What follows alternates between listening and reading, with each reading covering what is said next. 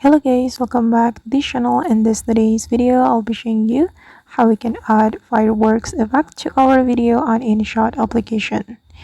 Alright guys, here I have created a project in my InShot application, and first thing first, we can click on the filter option. Click on this filter option, and here we have several options. Then we have just like the AI effect. Again, after the AI effect has been opened, you can go to the magic category, this one. Then you have to find the fireworks effect. This one, click on this fireworks effect and click on the check mark, and you can make it align with your video by dragging the effect like this.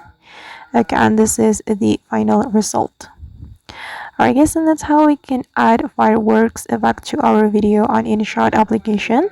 I hope this tutorial will be useful for you. Thank you so much for watching, and if you found this tutorial useful, don't forget to like, comment, share, and also subscribe to this channel. See you on the next video.